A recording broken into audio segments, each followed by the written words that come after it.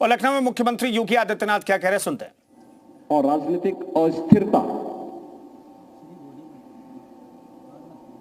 कभी भी उस देश की संप्रभुता संपन्न और विकसित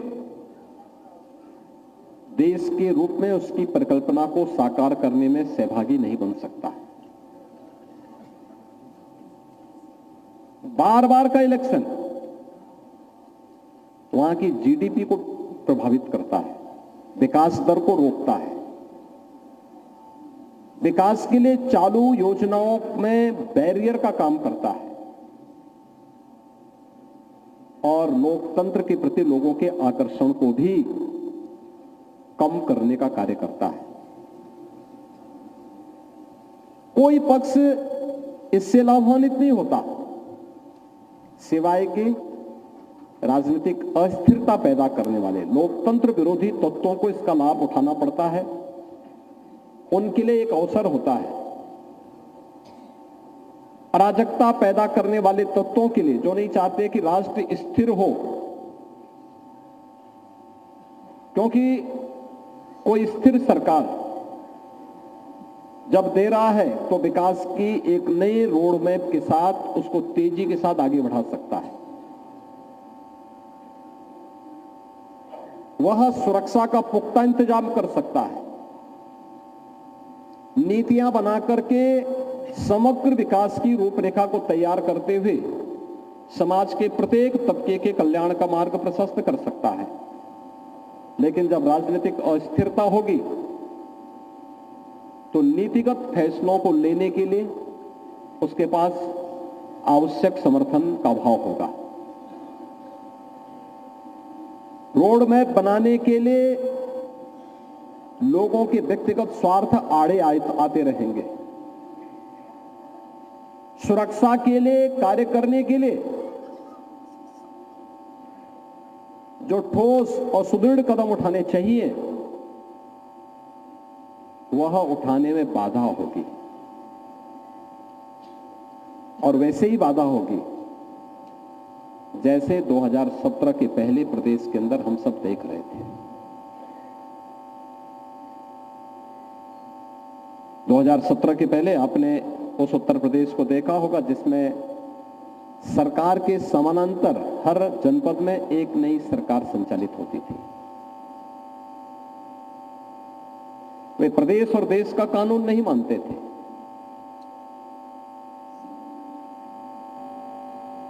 उन पर देश के किसी संवैधानिक सत्ता का प्रोटोकॉल का उल्लंघन उनके लिए चुटकी भरा खेल था।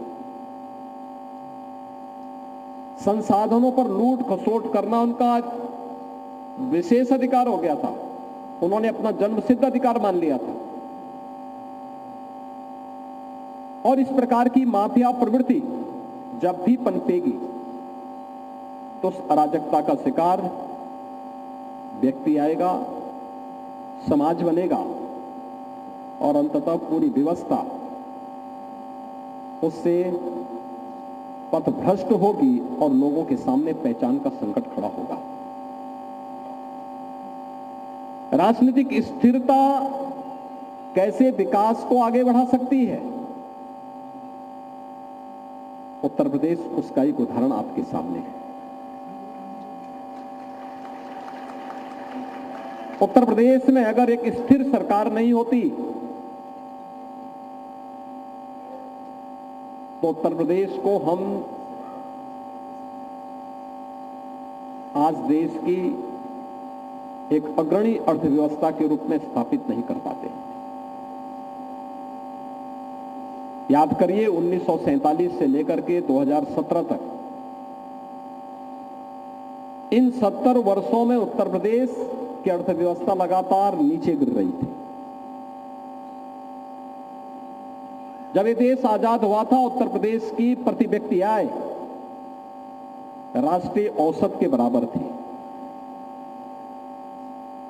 उत्तर प्रदेश देश की सबसे बड़ी अर्थव्यवस्था के रूप में जाना जाता था। लेकिन 2017 तक आते आते उत्तर प्रदेश देश की 7वीं अर्थव्यवस्था रह गया। अस्थिरता का आलम यह था कि उत्तर प्रदेश के अंदर कब कौन सरकार पलट जाए, कब आ जाए, कोई भरोसा नहीं था। कब कौन पलटी मार जाए, यह भी भरोसा नहीं था। और हर जनपद में एक बड़ा माफिया पैदा करके उसको वहां पर लूट खसोट करने, अराजकता पैदा करने, गुंडागिर्दी करने की पूरी स्वतंत्रता दे दी गई थी। ये राजनीतिक अस्थिरता और बार बार चुनावों का दुष्परिणाम है, जिसमें ये माफिया राज पनपा है। प्रदेश के संसाधनों में लूट खसोट हुई है, अराजकता फैली है, विकास बाधित हुआ है, हर एक क्षेत्र में विकास बाधित हुआ है। और उत्तर प्रदेश वासियों के सामने पहचान का संकट खड़ा हुआ। जो उत्तर प्रदेश के साथ हुआ था वही देश के साथ भी हुआ था। 2014 के पहले देश के सामने पहचान का संकट खड़ा हो गया था। दुनिया के अंदर विश्वास का संकट, देश के अंदर विश्वास का संकट, दुनिया के अंदर पहचान का संकट। और ये लगातार जो अस्थिरता, जब भी राजनीतिक अस्थिरता का दौर चलता है, उसका खामियाजा देश की अर्थव्यवस्था को भुगतना पड़ता है। इंफ्रास्ट्रक्चर कितना कमजोर था, कितना कमजोर था, कोई कल्पना ही नहीं कर सकता था। देश के अंदर वर्ल्ड क्लास इंफ्रास्ट्रक्चर कनेक्टिविटी में हो, यह तब संभव हो पाया जब सरदार अटल बिहारी वाजपेयी देश के प्रधानमंत्री बने।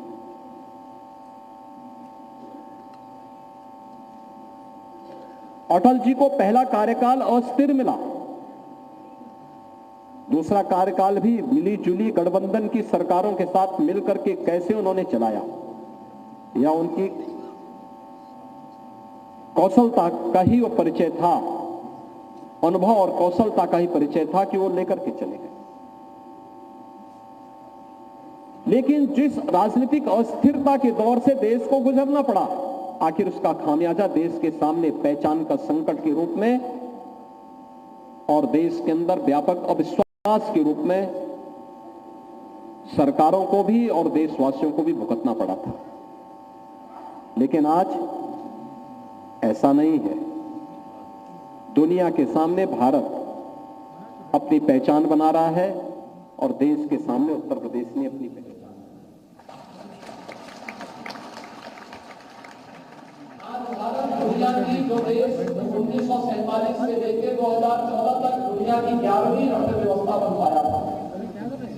मात्र 10 वर्ष में वह भारत आज दुनिया की 5वीं बड़ी अर्थव्यवस्था और अगले 2 वर्ष में वह दुनिया की 3री बड़ी अर्थव्यवस्था। उत्तर प्रदेश जो 7वीं अर्थव्यवस्था था, वह आज देश की नंबर 2 की अर्थव्यवस्था अग्रणी अर्थव्यवस्था के रूप में दुनिया को स्थापित करने के लिए सबसे ज्यादा विकास दर के साथ अपने कदम को आगे बढ़ाया है।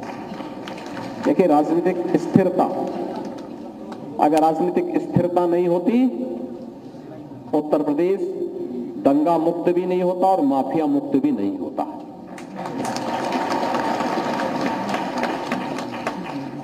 यह तब संभव हुआ है जब एक स्थिरता के दौर से हम लोग गुजरे हैं,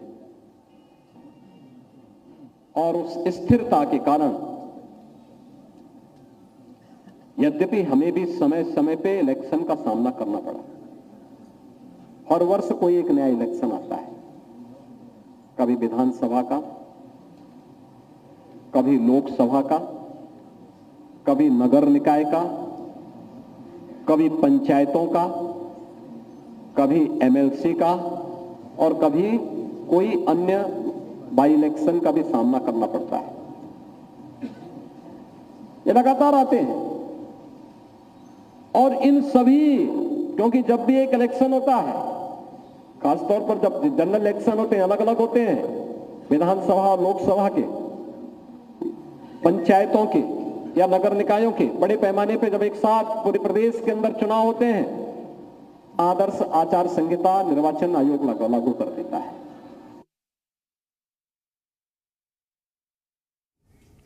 तो देखिए, सीएम योगी आदित्यनाथ को आप सुन रहे थे। लखनऊ में उनकी मौजूदगी है, संगोष्ठी कार्यक्रम में पहुंचे हुए, जहां पर एक देश एक चुनाव संगोष्ठी के कार्यक्रम को संबोधित सीएम योगी आदित्यनाथ कर रहे हैं। आज किस तरीके से तेजी के साथ उत्तर प्रदेश का विकास हो रहा है, इस चीज का बखान करते हुए नजर आए। 2017 से पहले हर एक जिले में समांतरण था, और अब फिलहाल उत्तर प्रदेश की क्या स्थिति है, चाहे फिर विकास के मामले में मान लो या फिर कानून व्यवस्था के मामलों में, तो तमाम चीजों का जिक्र जो है वो सीएम योगी आदित्यनाथ कर रहे हैं। आज पूरा उत्तर प्रदेश दंगा मुक्त है। आज दुनिया में भारत की एक अलग पहचान है, उत्तर प्रदेश की एक अलग पहचान है। गुंडागर्दी और लूट को अब संरक्षण जहां पर मिलता था, अब गुंडागर्दी को पूरी तरीके से खत्म कर दिया गया है। तो सीएम योगी आदित्यनाथ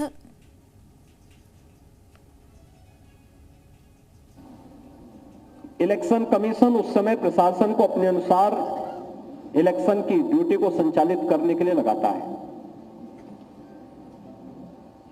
अब अनुमान करिए कि जो राज्य या जो देश हर एक वर्ष में इलेक्शन का सामना करता होगा और एक वर्ष में 3 महीने इलेक्शन में उसके खर्च हो जाते होंगे। 3 महीने इलेक्शन में खर्च हो गए, 2 महीने पर्व और त्योहारों में खर्च हो गए। बाकी कभी सर्दी पड़ गई, कभी गर्मी पड़ गई, कभी अन्य कारणों से कोई आपदा के कारण बाधित हुआ, 1 महीना हो गया, तो उसके पास कार्य करने के लिए 6 महीने भी नहीं बचेंगे। क्या उन 6 महीनों में कोई रिजल्ट दे पाएगा? और इसीलिए प्रधानमंत्री मोदी जी ने देश के अखंडता के प्रतीक लौह पुरुष सरदार वल्लभ भाई पटेल की भव्य प्रतिमा 2019 में जब उन्होंने राष्ट्र को समर्पित की, तो उस समय उन्होंने केवड़िया में इस बात की घोषणा की थी कि देश के अंदर राजनीतिक स्थिरता के लिए 1 नेशन 1 इलेक्शन को आगे बढ़ाने की आवश्यकता है। 1 नेशन 1 इलेक्शन के इस भाव को आगे बढ़ाने के लिए ही उन्होंने उस समय देशवासियों के सामने इसको एक मुद्दा दिया। सरदार अटल बिहारी वाजपेयी जी ने भी इस पर सदैव जोर दिया था। राजनीतिक स्थिरता सुशासन की पहली शर्त है, सुरक्षा की पहली शर्त है, विकास की पहली शर्त है। और उस राजनीतिक स्थिरता के लिए बार बार के इलेक्शन न हो, इसको लेकर के हमें आगे बढ़ना होगा। ऐसा नहीं कि ऐसा ना हुआ हो। पहला आम चुनाव स्वतंत्र भारत में 1952 में होता है। लोकसभा और विधानसभा के पूरे देश के अंदर एक साथ चुनाव हुए। कमोवेश ये इलेक्शन एक साथ 1952 से 1957, 1957 से 1962, 1962 से फिर 1967, ये एक साथ चुनाव होते रहे। लेकिन 1967 के बाद जब कांग्रेस में टूटन शुरू हुई और कांग्रेस स्वयं अपने आंतरिक मतभेदों के कारण अस्थिरता के दौर से गुजरती हुई दिखाई दी, तो उसने उस अस्थिरता का शिकार देश को बनाया और फिर देश के अंदर अलग अलग राज्यों में सरकारों को भंग करना, कहीं इलेक्शन कराना, कहीं पे राष्ट्रपति शासन लागू करना, और उस दौर के साथ देश गुजरता आगे बढ़ता गया। 1980 के दशक में भी मुद्दा उठा था कि नहीं, लोकसभा और विधानसभा का चुनाव एक साथ होना चाहिए, लेकिन फिर वो आगे नहीं बढ़ पाया। सरदार अटल बिहारी वाजपेयी जी ने भी इस बात को आगे बढ़ाया था, वो चीजें आगे नहीं चल पाई। और आज सरदार अटल जी के ही उन भावों को मूर्त रूप देने के लिए प्रधानमंत्री मोदी जी ने पूर्व राष्ट्रपति सरदार रामनाथ कोविंद जी की अध्यक्षता में एक समिति का गठन किया और उस समिति ने अपनी सिफारिशें देश को की है। व्यापक जन जागरण के माध्यम से लोगों की चेतना को जागरूक करना, क्योंकि वोटिंग तो जनता जनार्दन को करना है। लोकतंत्र आकर्षण का केंद्र बना रहे, लोकतंत्र के प्रति लोगों की यह श्रद्धा का भाव बना रहे, देश में एक स्थिर सरकार आए, 5 वर्ष का उसका टेन्योर हो, काम करने का एक थोड़ा अवसर उसे प्राप्त हो, और इस दौरान राजनीतिक अस्थिरता और खरीद फरोख्त को पूरी तरह लगाम लगाया जा सके। इस दृष्टि से जब ये प्रक्रिया आगे बढ़ी तो अब उस पर विस्तृत चर्चा करने के लिए देश के अंदर इस प्रकार की संगोष्ठियां आयोजित होना एक सराहनीय प्रयास है। बहनों और भाइयों, देश के अंदर वर्तमान में अभी भी कुछ राज्य हैं जहां पर लोकसभा और विधानसभा के चुनाव एक साथ चुनाव हुए। आंध्र प्रदेश उसका उदाहरण है, उड़ीसा उसका उदाहरण है, अरुणाचल प्रदेश उसका उदाहरण है, और वो सिक्किम भी उसी तर्ज पर आगे है। अन्य राज्यों के लिए भी उस प्रकार की एक व्यवस्था बनाना, लोकसभा चुनाव के साथ राज्य विधानसभाओं के चुनाव को संपन्न करना है।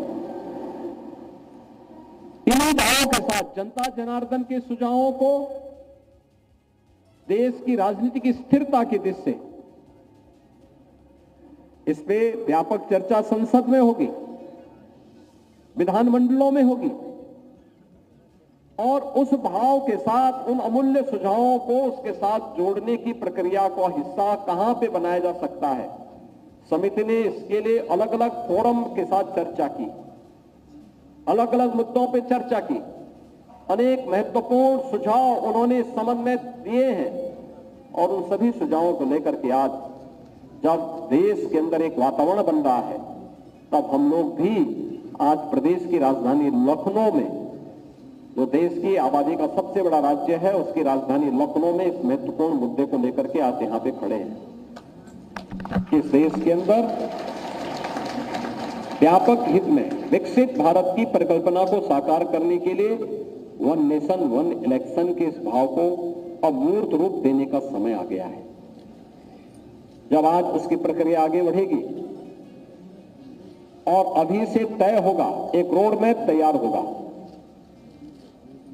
रोड मैप तैयार होने के बाद यह तय होगा कि कैसे 2034 तक आते आते, जब लोकसभा का इलेक्शन 2034 में होगा, जनरल इलेक्शन 2034 में होगा, उस दौरान कुछ विधानमंडलों के विधानसभाओं के किसी का कार्यकाल बढ़ाना पड़ेगा, किसी का घटाना पड़ेगा, और उस भाव के साथ एक साथ पूरे देश के अंदर वन नेशन वन इलेक्शन मूर्त रूप ले सके, उसके लिए एक व्यापक जनमत को जागरूक करने के लिए हम सब आज यहां पर एकत्र हुए हैं। हम सबको भी इसका हिस्सा बनना पड़ेगा। अभी से लोगों को बताना पड़ेगा। एक बार के इलेक्शन में आप सोचिए, जो काम लोकसभा और विधानसभा का चुनाव एक साथ होकर के जितना पैसा बचाया जा सकता है, अगर जब विधानसभा के चुनाव अलग होते हैं, लोकसभा के अलग होते हैं, कहते हैं कि देश की जीडीपी पर उसका असर पड़ता है 1.5% का, यानी 3-3.5 लाख करोड़ से लेकर के 4-4.5 लाख करोड़ तक का एक अतिरिक्त बोझ देश की अर्थव्यवस्था पर पड़ता है। आप सोचिए, इतना पैसा बहुत सारे राज्यों की वार्षिक बजट भी नहीं है। यह पैसा जो केवल इलेक्शन पे खर्च हो रहा है या जिसके कारण अर्थव्यवस्था पर प्रभाव पड़ रहा है, ये 3.5 से लेकर के 4.5 लाख करोड़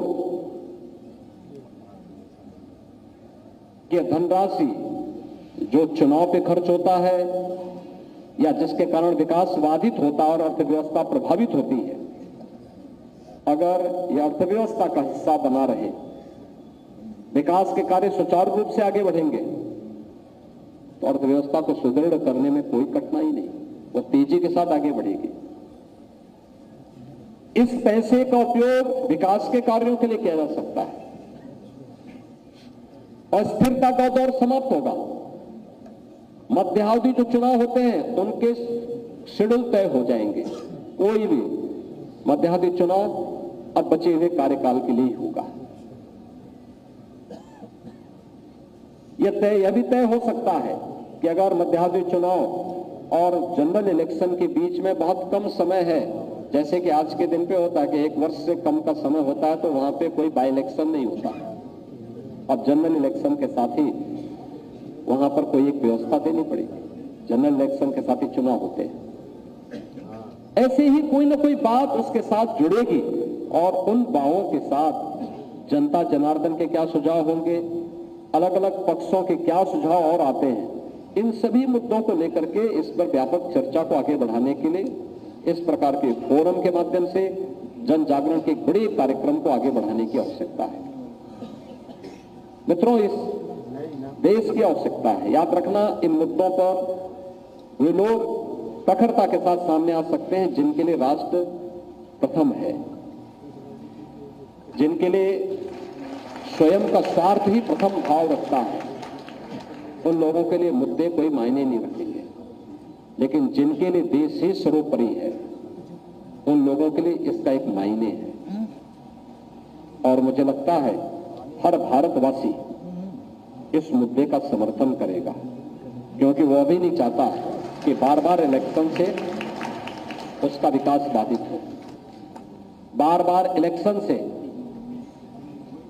लोक कल्याणकारी योजनाएं बाधित हो और स्थिरता का दौर गुजरे, फिर से वापस आए। इस प्रकार का कोई नहीं चाहता। और इसी भाव के साथ यह कार्यक्रम आज प्रारंभ हुआ है। मुझे पूरा विश्वास है कि देश के अंदर वर्तमान में जिस प्रकार का वातावरण बना है, आप में से किसी से छुपा हुआ नहीं। लोगों के मन में एक नया विश्वास पैदा हुआ है, और यह विश्वास नहीं तो क्या, आपने अभी हाल ही में इसी वर्ष 13 जनवरी से 26 फरवरी के बीच में प्रयागराज में महाकुंभ के आयोजन को देखा है।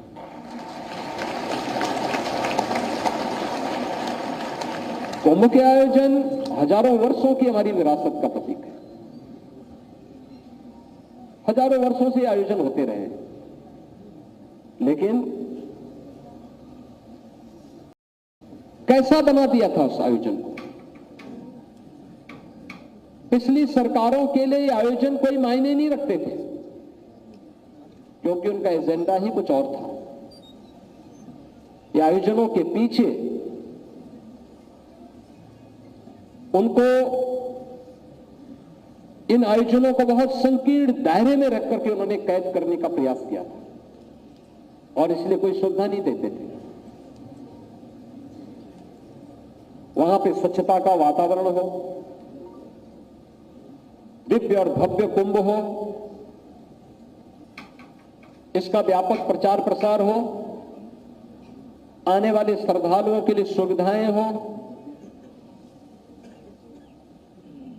उन्हें हम आयोजन के बारे में सही तरीके से बता सकें और इसे विरासत के साथ जोड़ करके भारत गौरव के प्रतीक के रूप में प्रस्तुत कर सकें, ये कभी प्रयास नहीं हुआ। अगर उन्होंने अपने एजेंडा का हिस्सा बना करके इसको इस रूप में प्रस्तुत किया होता तो संभवतः 2007 में भी और 2013 में भी कुंभ का आयोजन इसी भव्यता के साथ हमें देखने को मिलते, जैसे 2019 में और 2025 में हम सबको देखने को मिला है। आप कल्पना करिए, 2013 में प्रयागराज में कुंभ का आयोजन था, और प्रयागराज कुंभ में उस समय कुल 12 करोड़ श्रद्धालु आए थे। कुंभ में अव्यवस्था और गंदगी का आलम यह था कि एक देश के राष्ट्राध्यक्ष आते हैं, गंदगी देख करके बड़ी निराशाजनक ढंग से उन्होंने टिप्पणी की, क्या यही गंगा है, और दूर से ही प्रणाम करके चले गए। और 2019 में भी और 2025 में भी आपने देखा होगा प्रयागराज महाकुंभ के साथ देश और दुनिया का कोई भी ऐसा भारतीय नहीं रहा होगा जो प्रत्यक्ष रूप से भी प्रयागराज में आया और जो नहीं आ पाया और प्रत्यक्ष रूप से उसकी भावनाएं प्रयागराज के साथ जुड़ी हुई।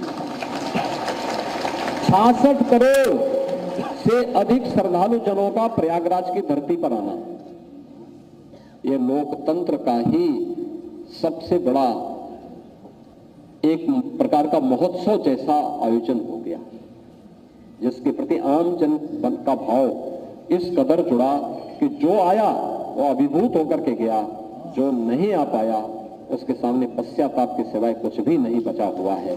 और यह तब हुआ जब हम लोगों ने, भारतवासियों ने इसको अपने विरासत के साथ जोड़ा। हर भारतवासी ने कहा कि नहीं, आयोजन अच्छा है, हमारा है। विपक्षी जितना दुष्प्रचार करते थे, पब्लिक उतना ही रिएक्ट करके प्रयागराज पहुंचती थी, उतनी ही प्रतिक्रिया में प्रयागराज पहुंचती थी कि अब तो मुझे जाना ही जाना है, चाहे कितनी भी असुविधा क्यों न हो। और वहां पर जब भी वह त्रिवेणी में डुबकी लगाता था तो वह अभिभूत होकर के दो शब्द अच्छे कह करके, हम देखते थे, बहुत बार मैं देखता था, लोग तमिलनाडु से आ रहे हैं, कर्नाटक से, केरल से, अरुणाचल से, मणिपुर से, त्रिपुरा से, जम्मू कश्मीर से, हिमाचल से, उत्तराखंड से, और बहुत सारे ऐसे लोग वहां पे थे जो यूट्यूबर, जो विरोध करने के लिए वहां उतरे थे। लेकिन वो जब पूछते थे उन लोगों से कि देखिए सरकार ने कोई व्यवस्था नहीं की, आप कहां से आए, वो कहते थे तमिलनाडु से या कर्नाटक से या केरल से या जिस भी राज्य से था, वो बोलता था मैं वहां से आया। देखिए सरकार ने कोई व्यवस्था नहीं की। वो कहते कोई बात नहीं, हम तो त्रिवेणी स्नान करने के लिए आए। और कहते थे देखो सरकार को व्यवस्था तो करनी चाहिए थी। और कहते थे नहीं नहीं, हम त्रिवेणी स्नान करने के लिए आए। वो कहते, वो फिर यूट्यूबर कहता था देखो तुम्हें पैदल चलना पड़ रहा है, तो उसका जवाब होता था कि पुण्य मुझे प्राप्त करना है, ये मेरी साधना है, तुम्हें परेशानी क्यों? साधना मैं कर रहा हूं, तुम परेशान क्यों हो रहे हो?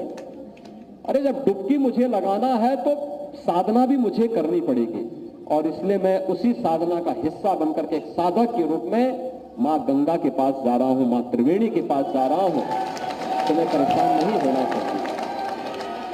और ऐसे ही वन नेशन वन इलेक्शन के बारे में भी जो दुष्प्रचार होंगे, जो लोग विरोध करेंगे, हर भारतवासी को जो लोकतंत्र का समर्थक है, विकसित भारत की परिकल्पना को साकार होने का समर्थक है, उस सबको उसको यही जवाब देना चाहिए कि भाई देश हमारा है, राजनीतिक स्थिरता हमारे लिए है, विकास हमारे लिए है, विकसित भारत की परिकल्पना को साकार हमारे और आने वाली पीढ़ी के हित में मोदी जी कर रहे हैं, तो वन नेशन वन इलेक्शन में तुम्हें परेशानी क्या है? यह जवाब उसको जरूर आप दीजिएगा। अगर आप देने में सफल होंगे और व्यापक जनमत के इस अभियान के साथ जुड़ेंगे तो सोशल मीडिया प्लेटफॉर्म पे भी इस पे व्यापक चर्चा को आगे बढ़ाने की आवश्यकता है, अलग अलग पक्षों को लेकर के। ये बार बार के इलेक्शन कैसे विकास में बाधा पैदा करते हैं, कैसे अर्थव्यवस्था को तबाह करते हैं, कैसे राजनीतिक अस्थिरता को जन्म देते हैं, कैसे माफिया राज को बढ़ावा देते हैं, कैसे पर्व और त्योहारों में बाधा पैदा खड़ा करते हैं।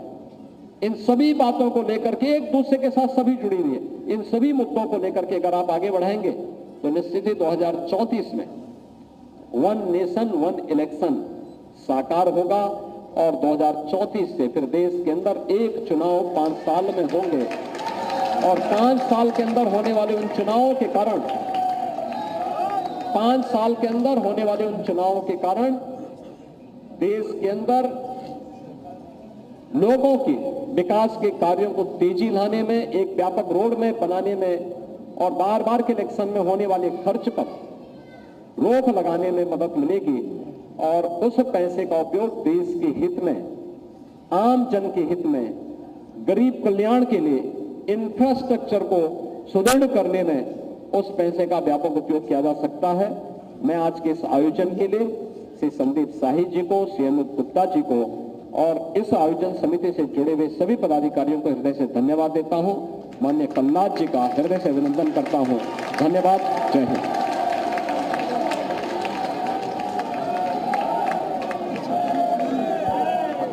बहुत बहुत धन्यवाद माननीय मुख्यमंत्री जी।